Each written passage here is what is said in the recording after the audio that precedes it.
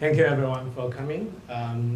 It's great that we now have a computer to understand how our street and the city look like. And I want to also share some experience, some research work we did using AR, relatively typical ones, to help us to make better decisions for the city. So I'm Zhang, you can call me Ryan, from City Science Research Group in MIT Media Lab. So we focus on how to democratize urban decision making using technology like AR and also Asian technology like Lego. So let's step back. What's the challenge nowadays? We are at a historical moment where more than half of the population on the earth living in the city. And in China alone, where I'm from, there will be over 300 million people move to the city in the next 12 to 15 years, which means the total amount of people that all the historical urbanization in US. Which bring tremendous challenges. So now the city looks identical. These are photos from different cities, but they look exactly the same. High-rise, residential tower, without street-level urban activities, whereas 100 years ago, they are pretty unique. So in US, different from China, that we develop very fast, sometimes without critical thinking. In US, it's on the other side of spectrum. There's a 6-year delay on average in starting the construction of the public projects due to the public engagement process and approval. And it's $3.7 trillion wasted in these years. So actually, they both have the same reason for this issue, which is the lack of tool to have both experts and non-experts working, talking together and make decision together. So traditional tool like drawing on a master plan or using 3D softwares require years of training, so it's hard to have the public engaged in the early stage to tell what they want. So here we want to improve the situation with these two new tools, namely building a Lego city here. We call it Cityscope, which is the urban decision-making platform built out of Lego and project layers of information on top of it.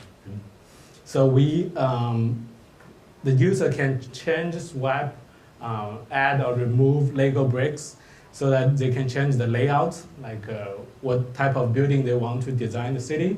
They can also change the building heights and so that the urban density changes as well.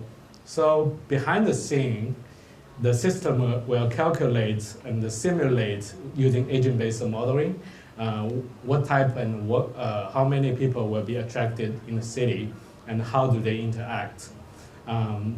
Therefore, we can calculate varieties of urban performance like density, diversity, traffic, and sunlight, among many of them. So they can also look at the radar chart like this to have a higher level view of what's the trade-off for each aspect of the city.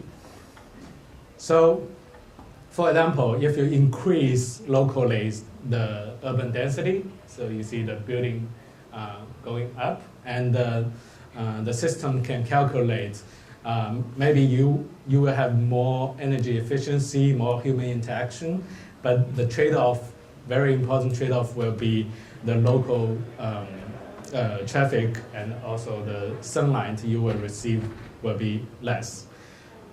So not only we want to see the projection mapping, so this 3D project mapping which give you the information on top of the Lego, but also we can look through this little window like tablet to see the real-time change of the 3D model. We also tried very innovative ways like having this screen representing the virtual reflection of the city. Physically, the Lego is flat, but you can see in the mirror it's a 3D city. So And also we believe the urban perception is very important. Not only we want to have a master plan view, the bird's eye view, we also want to see the city from the person's view. So you can put a little Lego person, which will give you the view from the little person. So behind the scene, there's this is how it works. There's no electronics. It's mainly the input will from this visual tag, the color tag out of Lego.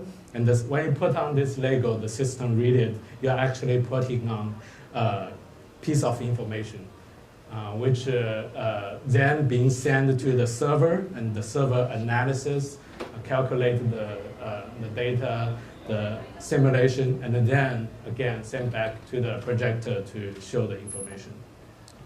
So here's some use cases. We deploy this system to different cities, like Hamburg. There's a refugee crisis, and Hamburg is receiving 70,000 refugees, and the mayor decided that we don't want a top-down approach, which is the mayor decide or the governor decide where to semi-permanently allocate them. But they decide to use our system to build a tool which people can come together, decide where do they want to implement the allocation. This is very good because all decision is made by the community so that they implement with ease and very fast. So in Shanghai, for example, we work with Tongji University and to also build a Lego city and to check, to simulate what's the impact if they bring in radical living lab, like a sound lab, food lab, material lab into the community, what will happen?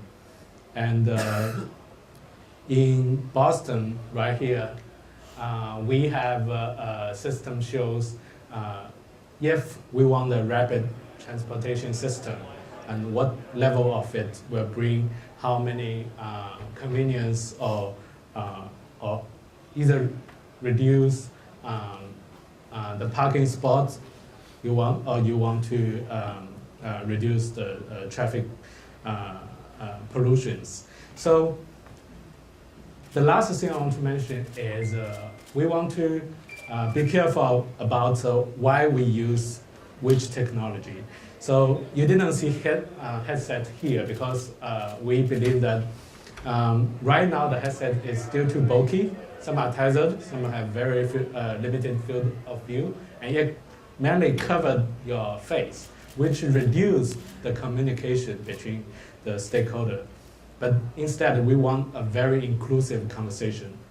So that's why we use tangible interface, which is the Lego brick, and projection mapping. And also we use tablets, which people can still share the same view and continue the conversation. So we believe in the future, when the headset becomes smaller and smaller, it even become, like in the Black Mirror, it become the eye contact. We would love to use them for sure. Thank you very much.